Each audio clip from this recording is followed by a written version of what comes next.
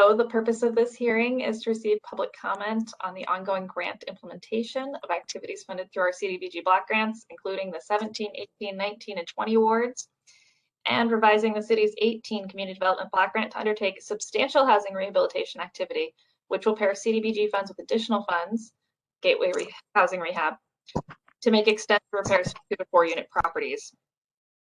This activity will use the city's current housing rehab program process and policies, which provide 0% deferred payment loans to make critical property improvements to homes, apartments occupied by low and moderate income households. Information on the city's housing program can be found at the Greenfield website, greenfield-ma.gov/housing rehab. So I'm going to start with the first part, which is updates to our current grants. So our 17 grant, we're headed towards closeout. We've done all of the activities in that, and that will be a closed out grant shortly.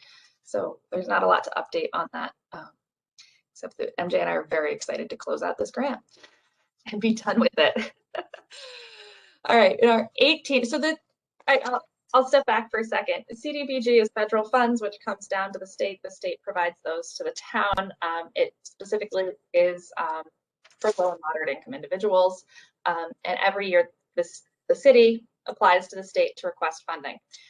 So these are award years. They're not years in which we need to spend the funds. So traditionally, we get a certain amount of time to expend the funds, and sometimes we need a little bit more depending upon what happened with the projects and the programs. So that's why we have multiple years ongoing. So it's not it's not that we've stopped time, although sometimes we feel like we are in this weird time-space continuum, but it's that we have these award years, and these award years do different things. And so some of the programs we run consecutively in every award year. So like, for instance, you will see that housing rehab was funded in 17, but it was also funded in 18 and in 19.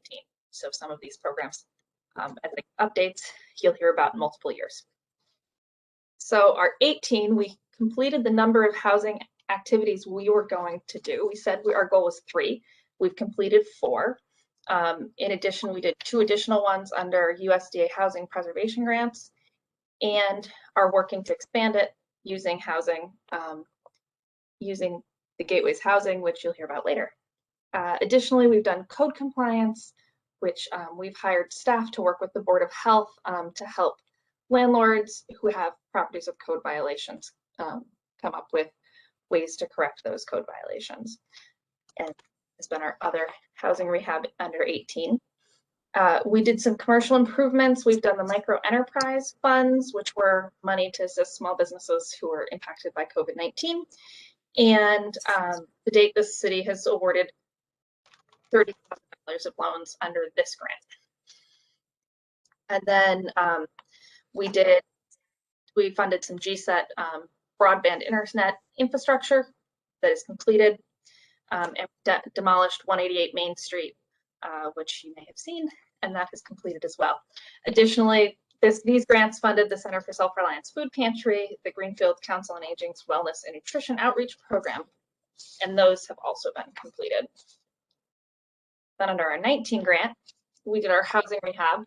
Our goal was 3 units. At this point, we have 2 units completed, and we are looking to pair some additional funds with Gateway or other funds.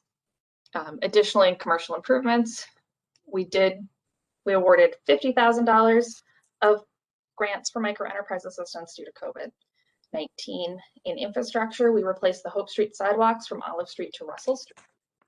We did design and engineering for our West Street water sewer drainage project, and we provided some funds for GSET to run up to Leiden Woods to bring broadband over there. So Hope Street and the West Street design are both done, and the GSET Leiden Woods will be done by the end of this quarter. Additionally, we did social service activities, the Center for Self-Reliance, and LifePath doing congregate meals for seniors. The Council on Aging canceled their program under this due to COVID. And then in 20, so most recently awarded funds, we are about to do the first part of our West Street water sewer drainage funds, and we just put those out to bid, and those will be starting very shortly, probably in the next 2 or 3 months. We'll be replacing that. A downtown planning revitalization activity, and that it'll be in conjunction with the local rapid recovery project that MJ has been working on through the state. And then we're currently working on getting our social services up and running. There are currently 4 social services planned. It's the Community for Self-Reliance Food Pantry, it's the Path for Seniors, it's the Literacy Project running some extra programming, and the Council on Aging is currently awarded. We're working to see if they will use those funds. And then CARES, we received some coronavirus relief money, CV, and this $600,000 to put towards grants for small businesses who are impacted by the COVID. So we've awarded $303,000 thus far in grants. So we're slightly over halfway there, which has been great. So that has gone to small businesses. That is the update right now. We do have some unexpended funds in 18, which we are working to move towards this new activity, which is called substantial housing rehab. And that would be to be able to pair that with the Gateway Housing Fund that the city was awarded last February, be able to provide multifamily home. And that allows us to provide more substantial rehabilitation than what our CDBG funds would provide. So currently our CDBG funds provide up to $40,000 per unit with lead. And this would allow us to provide additional funds. So the city proposes using unexpended funds from code compliance assistance, $20,000, micro enterprise assistance, $10,000, the 188 Main Street project, $150,000, and shelter construction, which happened. The shelter construction happened. It just happened with private funds, which we were lucky that private donor stepped in and did a lot more than we could have done. So I don't want people to think that we didn't do it. It happened. In a more timely fashion. To support substantial housing rehabilitation. Funds would be allocated with housing rehabilitation grants, $165,000, program delivery, $30,000, general housing rehabilitation, $10,000, and general administration of $10,000. And these are as posted in the public hearing notice, but if people want me to slow down, I can. All right. So now we can take public feedback on these plans. If there are any comments or questions.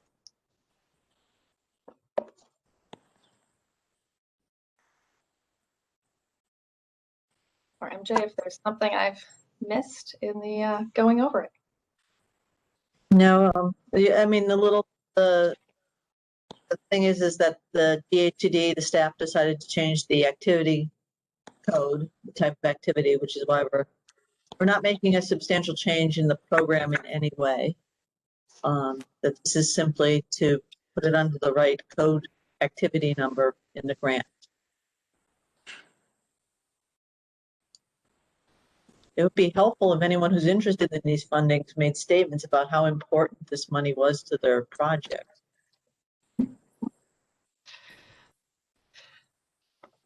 I'm happy to share a little bit. Thank you for that nudge, MJ. You know, I'll speak from my perspective as one of the compost cooperative worker owners who has been so thrilled and moved by this housing initiative.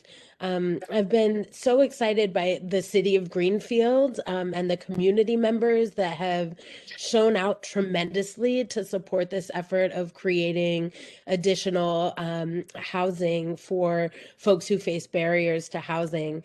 And, you know, the movement is huge in this city.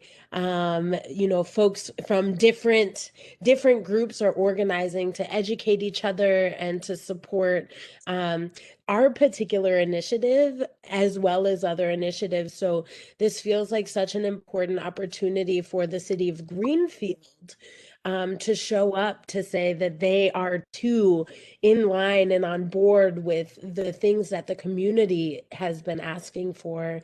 So this feels so aligned with the direction that people in the community are moving, and to have the systematic and systems wide support of this effort would just be a tremendous example, I think, not only for the constituents of Greenfield to see this particular movement, but also for other municipalities considering supporting these kinds of efforts. So I appreciate y'all's effort to, make sure that things are documented in the ways that, states need to see it, and to really be able to support us, to continue to support us. So thank you so much for this consideration. I would like to add, thank you, Trenda. I would like to add that as a business that's based in Greenfield, that's been in operation since 2018, we were developed inside the Greenfield jail to create employment opportunities and ownership opportunities for people coming out of incarceration. And it became clear to us that living wages were not the only thing that people needed when they came out of jail in order to stay out. Obviously, we could only address one thing at a time, but after several years of losing really solid people because they didn't have access to safe, affordable housing, we made the decision to provide that. It was not an easy decision to make, but in order for our business to grow and be sustainable, our workers need access to safe, affordable housing, and which does not exist in Greenfield for them at the employment. I mean, at the sort of wage rate that they're getting, which we believe we're providing a living wage, but it doesn't. A full-time worker at the compost co-op cannot afford rental units in Greenfield. So we're very grateful to the city for your support and your understanding. And I just want to put out there that it costs more than $70,000 per year to incarcerate someone in Massachusetts. And so our work together with all the different organizations and community groups Trenda was alluding to, we're all doing our best to prevent people from going back inside. So we feel that the investment that the city it might be willing to put into this will come back as less money being diverted into the prison system and more into building jobs that will provide taxes for the city and will help bring a dilapidated house back into life. And so we're really grateful for your support. Thank you. I'd also like to just add something quickly. Trenda and Rhoda, thank you for all of that. I think you did a great job of articulating all of those programmatic successes that can come out of this.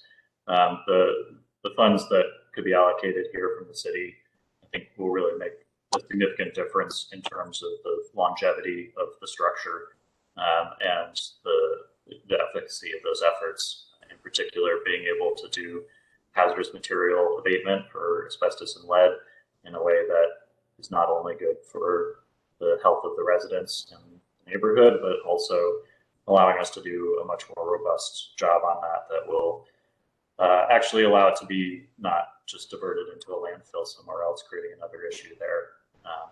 So I feel really fortunate that we're going to be able to do a very thorough job of that. And another piece of that is being able to create a structure that won't require significant maintenance in 5 years or 10 years or 20 years, so that this doesn't just become a project that we need to bring back to the city again and for the city to address again. This feels like the opportunity for a real permanent long-term solution and not just kind of getting us through to the next cycle of need.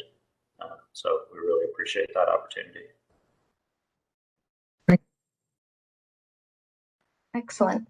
Thank you all for your comments. Any additional comments anyone would like to make at this point?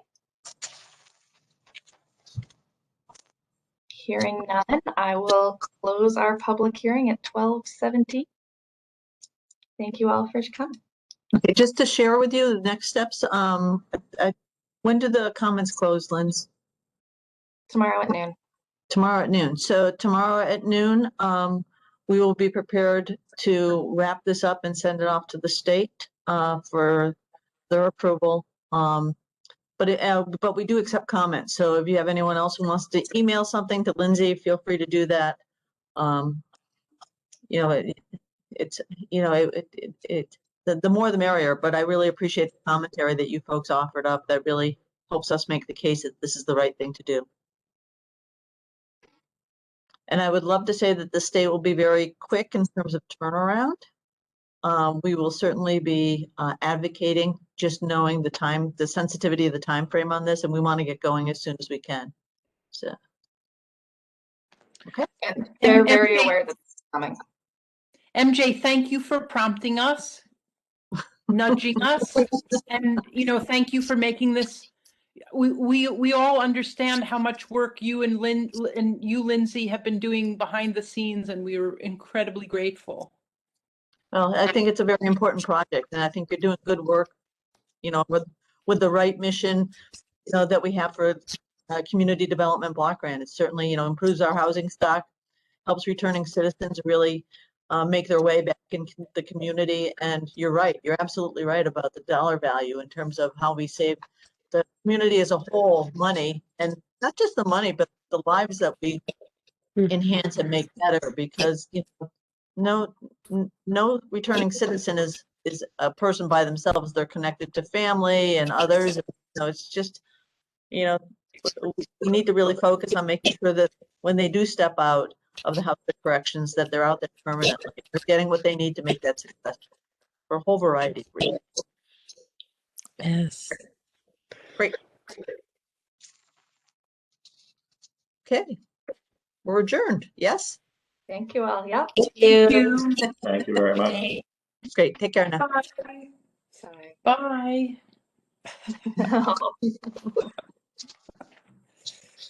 Thank you both so much. You're welcome.